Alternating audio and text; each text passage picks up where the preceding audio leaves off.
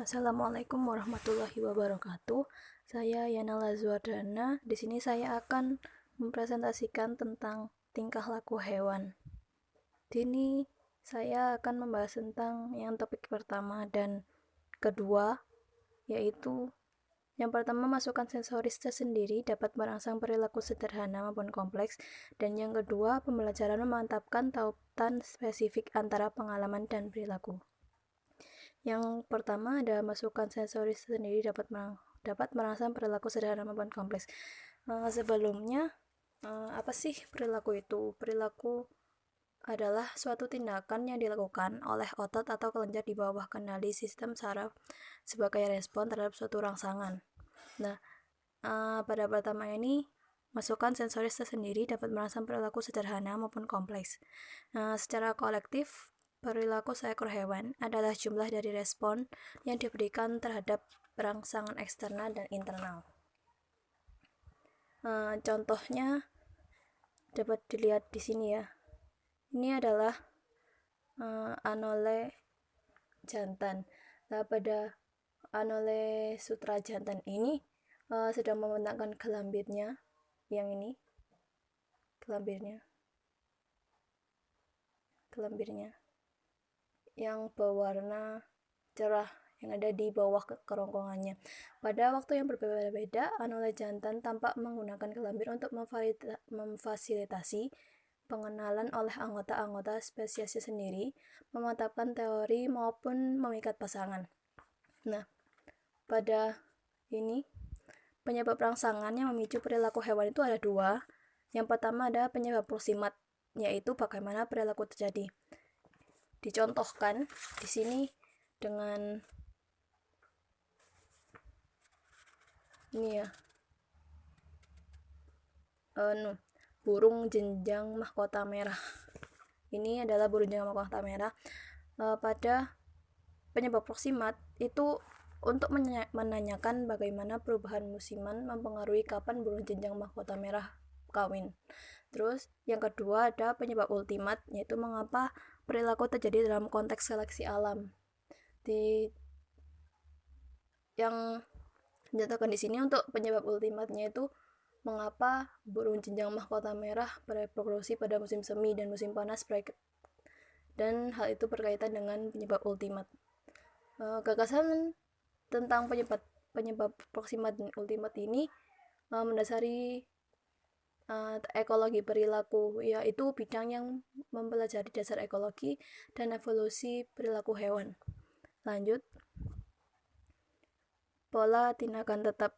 Pola tindakan tetap adalah urut-urutan tindakan yang tidak dipelajari, yang ada pada dasarnya tidak dapat diubah, dan begitu dimulai biasanya diselesaikan dengan tuntas.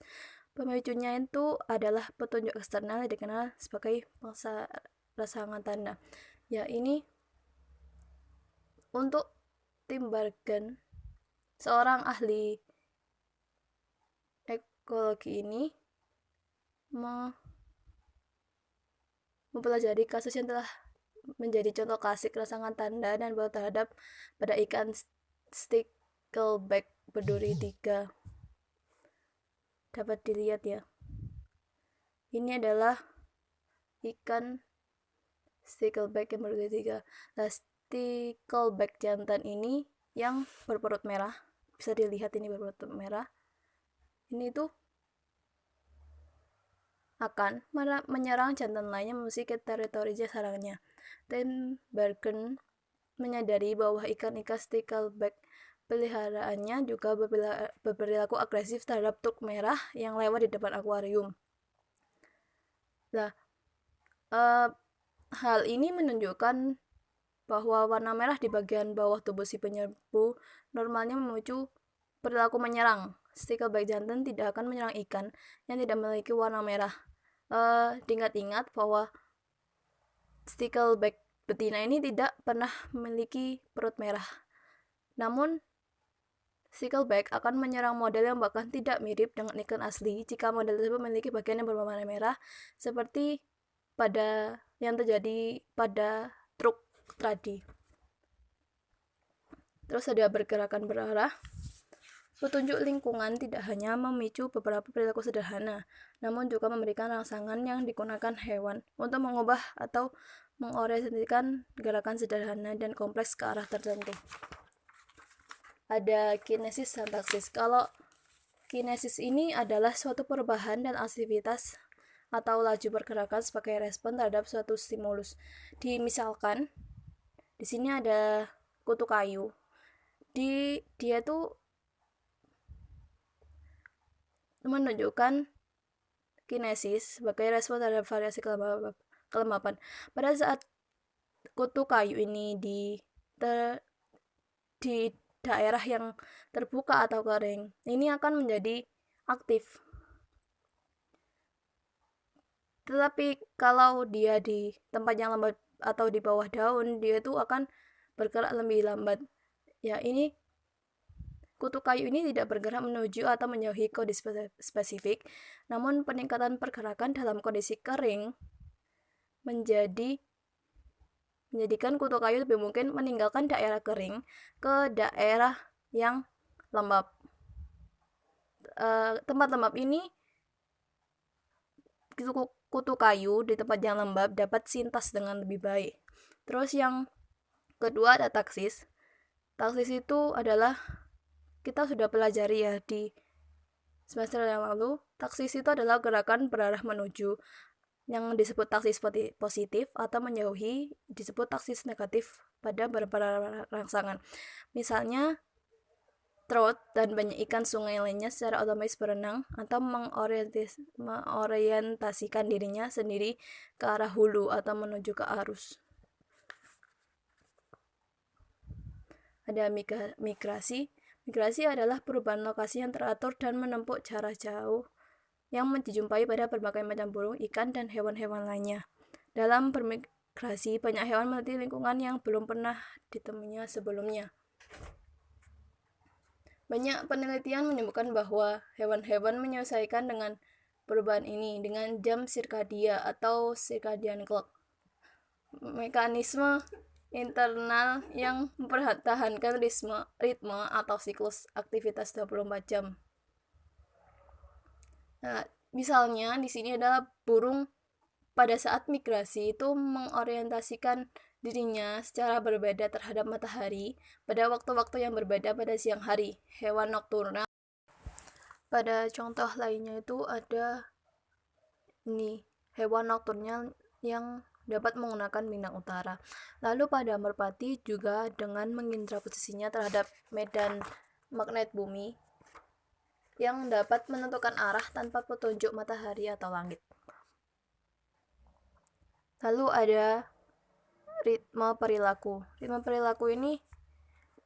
perilaku hewan ini sesuai dengan ritme sirkanual dan ritme sirkadia. Pada ritme sirkanual itu ritme perilaku yang tertaut dengan siklus tahunan atau musim, dan ritme sirkadia adalah ritme perilaku yang dipengaruhi oleh panjang siang hari dan kegelapan di lingkungan. Nah, di sini tuh dicontohkan pada ketam uca atau feather crab. Ketam canggah jantan memiliki asimetri yang khas, yaitu dia tuh memiliki capit yang lebih besar daripada capit lainnya ya. Dan ini adalah salah satu ciri khasnya. Selama percumbuhan, ketam uca jantan menempatkan dirinya sendiri di mulut liang. Dia tuh membuat liang di pasir ya. Terus dia itu dan melambaikan capit besarnya ini untuk memikat calon pasangan. Begitu berhasil membujuk betina ke liangnya, ia akan menyegel betina dengan lumpur atau pasir sambil bersiap-siap untuk kawin. Nah, percumbuhan yang dilakukan oleh ketam uca ini tidak tertaut dengan panjang hari, namun tertaut dengan kemunculan bulan mati dan purnama atau menurut siklus bulan. Terus ada sinyal dan komunikasi hewan. Sinyal adalah rangsangan yang ditransmisikan dari satu hewan ke hewan lainnya. Transmisi dan penerimaan sinyal menyusun komunikasi hewan, unsur interaksi antar individu yang penting. Nah, dicontohkan di sini adalah pada saat percumuan lalat. Percumuan lalat ini diawali dengan pengidentifikasian dan pengorientasian jantan terhadap betina dari spesies yang sama. Yang pertama itu tahap mengorientasi. Pada tahap ini si jantan melihat betina dan mengenalkan komunikasi visual, yaitu komunikasi yang aliran informasinya ke sistem penglihatan. Selain itu, lalu ketika si betinanya ini akan melepaskan zat kimia yang dideteksi oleh indera penciuman jantan. Ini adalah contoh dari komunikasi kimiawi, yaitu transmisi dan penerimaan sinyal dalam bentuk molekul spesifik. Setelah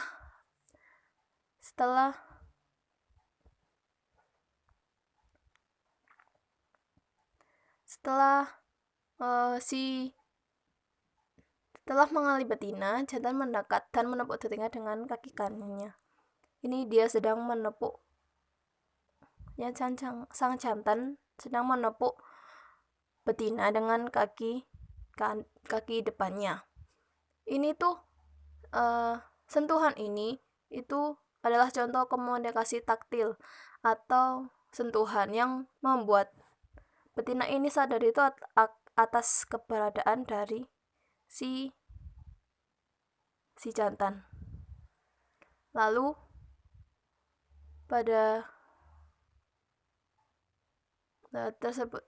dalam proses tersebut, zat kimia di abdomen betina ini terdapat zat kimia di abdomen betina itu akan ditransferkan ke jantan, memberikan konfirmasi kimia lebih lanjut tentang identitas spesies betina.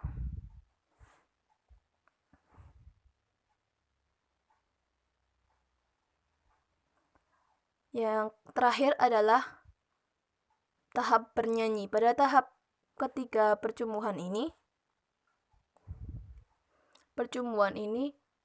jantan membentangkan, si jantan yang ini akan membentangkan sayapnya dan menghasilkan nyanyian percumuan yang spesifik.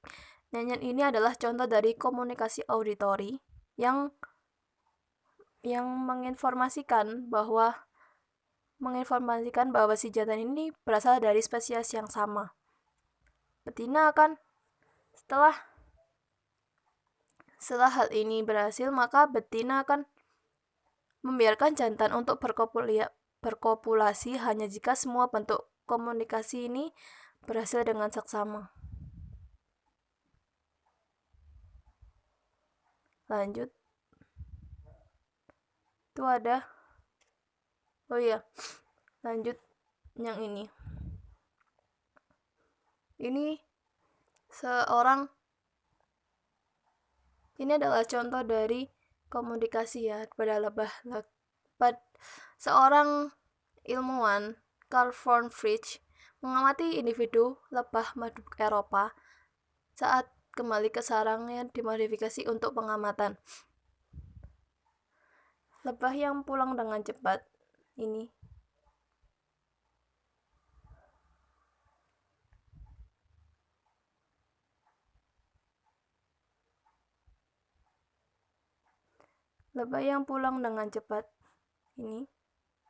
itu akan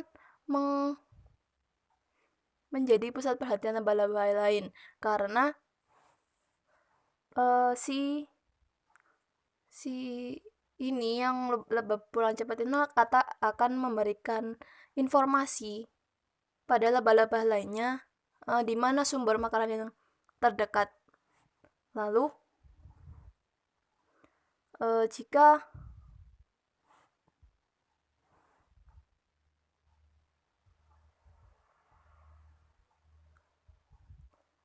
ini adalah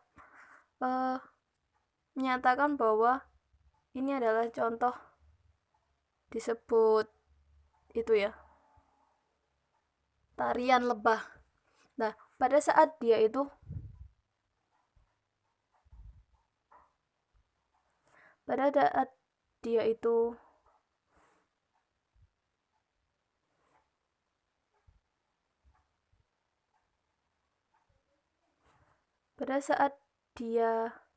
tarian lebah ini terdiri dari setengah lingkaran yang ke kanan, lalu akan vertikal ke atas, dan lebah ini sekalian meliukkan abdomennya, lalu berjalan lagi ke arah sebelah kiri, membentuk setengah lingkaran juga. Pada saat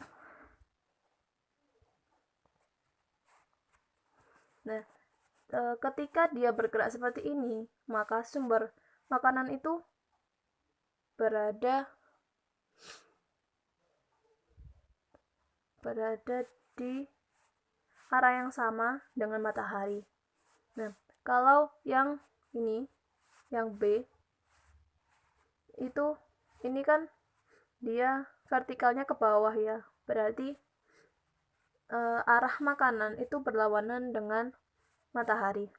Kalau yang ini itu dia membentuk 30 derajat kan, berarti sumber makanan itu berada 30 derajat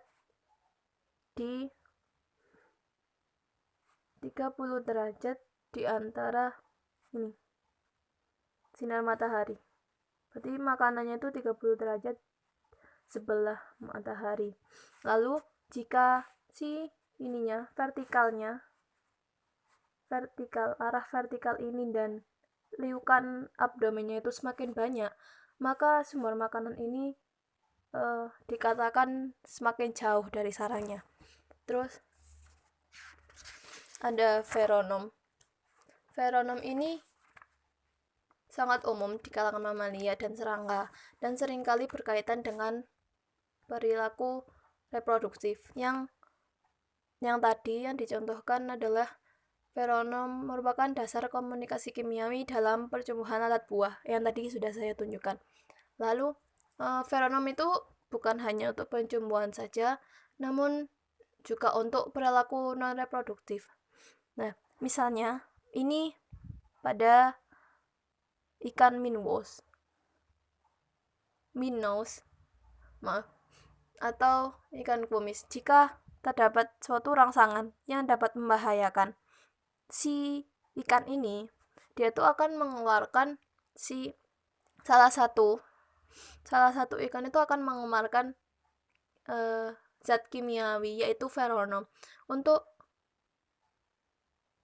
menginduksi respon takut pada ikan lain, yang lalu respon takut pada induknya, sehingga ikan-ikan ini akan berlindung diri dan berkumpul satu sama lain seperti ini di pojokan, dan merasa itu seringkali itu dia di dekat dasar tempat mereka lebih aman dari serangan.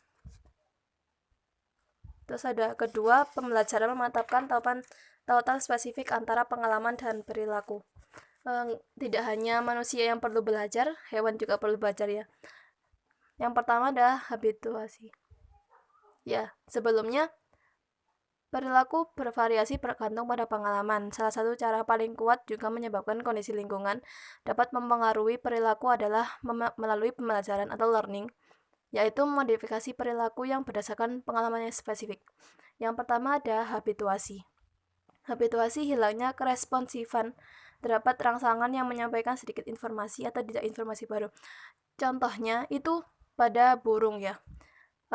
Pada banyak mamalia dan burung mengenali panggilan peringatan anggota lain spesiesnya, namun akhirnya berhenti mengambil jika panggilan itu tidak diikuti oleh serangan sungguhan atau efek alarm palsu. Misalnya kalau ada bahaya nih, tapi tidak ada dengan serangan sungguhan, maka dia itu seperti efek alarm palsu ya. Terus ada yang kedua, perakaman. Perakaman ini adalah imprinting atau peniruan. Tipe perilaku yang mencakup komponen pembelajaran dan bawaan adalah perakaman. pembentukan pada tahap yang spesifik dalam kehidupan respon perilaku yang bertahan lama terhadap individu atau objek tertentu. Nah, pada perekaman ini tuh memiliki periode sensitif yang juga disebut periode kritis, yaitu fase perkembangan yang terbatas ketika perilaku tertentu bisa dipelajari. Nah, pada percobaan yang dilakukan oleh Konrad Lorenz menunjukkan bahwa rangsangan perekaman utama pada angsa krilek. Ketika anak-anak angsa yang ditaskan dalam inkubator menghasilkan beberapa jam pertama dengan Lorenz, bukan dengan angsa atau induknya, maka si anak angsa tersebut itu merekam Lorenz dan setelah itu memotongnya kemanapun dengan setia, seperti pada gambar ini. Jadi ini Lorenz dan anak-anak angsanya. Dia tuh terus mengikuti Lorenz karena perekaman pada periode sensitifnya itu ada Lorenz. Terus ada pembelajaran spasial. Pembelajaran spasial adalah pemantapan memori yang mencerminkan struktur spasial lingkungan atau penandaan landmark.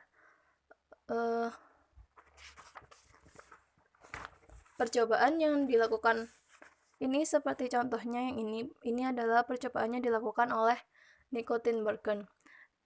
Sebelum si lebah ini berburu atau meninggalkan sarangnya, si Tinbergen ini meletakkan pine cone atau runjung pinus sebagai penanda sewaktu tawon berada dalam liang. Lalu Tinbergen kembali 2 hari kemudian dan menggeser pine cone-nya di sebelah kanan yang tidak ada sarangnya. Lalu kemudian Tinbergen ini mengamati bahwa saat tawon pulang kembali ke sarangnya, dia itu tidak kembali ke sarang sebenarnya, tetapi malah ke tengah-tengah pine cones-nya ini. Hal ini membuktikan bahwa tawon penggali menggunakan penanda visual untuk melacak sarangnya. Kan berarti kalau dia kan hanya mengandalkan tanda atau penanda pine cone-nya ini bahwa sarangnya itu berada di tengah-tengah pine cone ini. Terus ada peta kognitif. Beberapa jenis hewan memandu aktivitasnya dengan peta kognitif.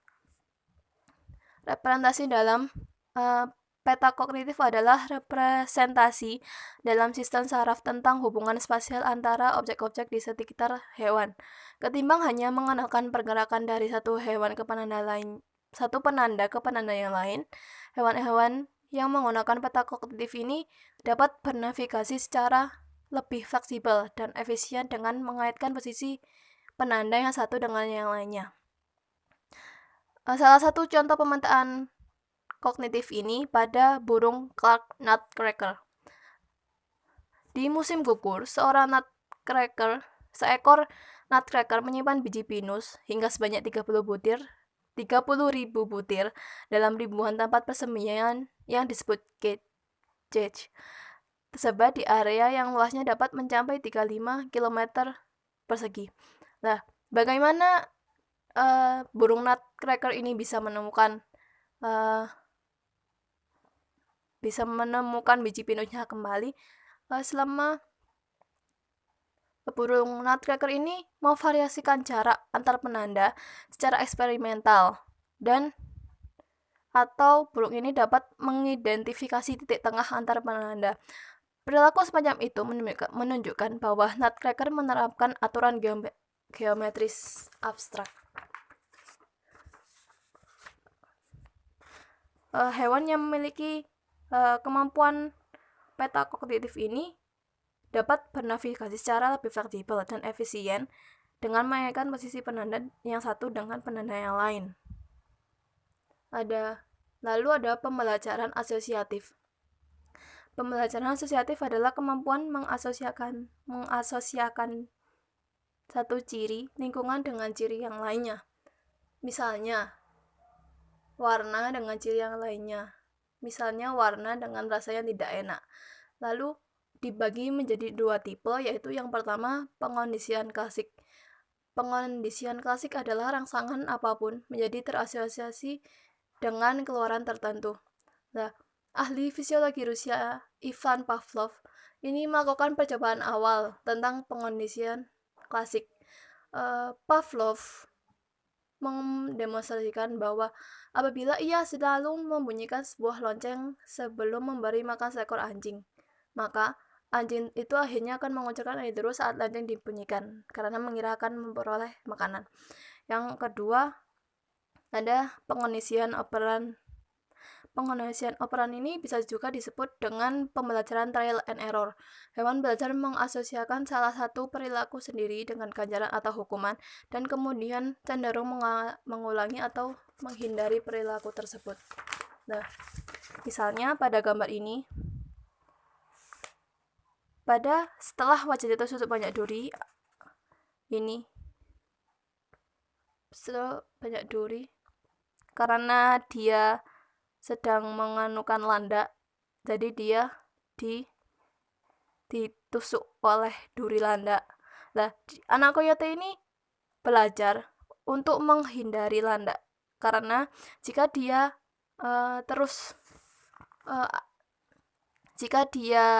itu melakukan hal seperti ini lagi, dia akan ditusuk oleh duri landak. Lalu ada kognisi dan pemecahan masalah. Kognisi adalah proses mengetahui yang dipresentasikan oleh kewaspadaan, penalaran, pengingat kembali, dan penilaian. Dalam satu percobaan di sini, ini adalah contoh kognisi. Di dalam satu percobaan, terdapat sebuah jalur Y dengan jalur buntu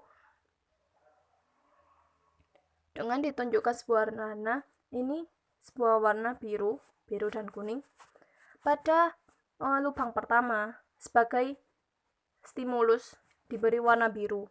Lalu si lebah akan masuk ke lubang pertama, yaitu stimulusnya, dan akan masuk ke lubang yang berwarna biru lagi karena akan mendapatkan ganjarannya atau makanan. Ada yang kedua itu diberikan lubang dengan garis horizontal dan garis vertikal. Ini juga dia itu setelah ini lubang pertama sebagai stimulus diberikan garis-garis hitam dan putih vertikal, lalu dia akan masuk juga ke lubang kedua dengan garis-garis vertikal juga. Hal ini dengan demikian lebah madu dapat membedakan berdasarkan persamaan dan perbedaan dari warna tersebut atau motif tersebut. Lalu ada pemecahan masalah atau pemecahan masalah adalah aktivitas kognitif dari merancang suatu metode untuk melanjutkan dari satu kondisi ke kondisi yang lain dalam menghadapi tantangan yang nyata jelas. Misalnya, jika pada percobaan, jika simpanse ditempatkan dalam sebuah ruangan dengan beberapa kotak di lantai dan pisangnya tergantung di luar jangkauan, maka kan simpanse tersebut kan tidak dapat menjangkau pisang tersebut ya. Lalu simpanse tersebut itu dapat memahami situasi atau dia itu berpikir bagaimana cara mendapatkan pisang tersebut. Lalu dia itu dengan pintarnya menumpuk kotak-kotak sehingga memungkinkan ia untuk memanjat ke kotak-kotak tersebut dan mencapai pisang tersebut. Lalu ada perkembangan perilaku yang dipelajari, seperti yang dicontohkan pada gambar ini. Si anak simpanse ini belajar ke induknya untuk memecahkan biji sawit. Ya, seperti itu. Itu adalah perkembangan perilaku yang dipelajari. Sekian dari presentasi saya. Apabila ada salah kata mohon maaf. Wassalamualaikum warahmatullahi wabarakatuh.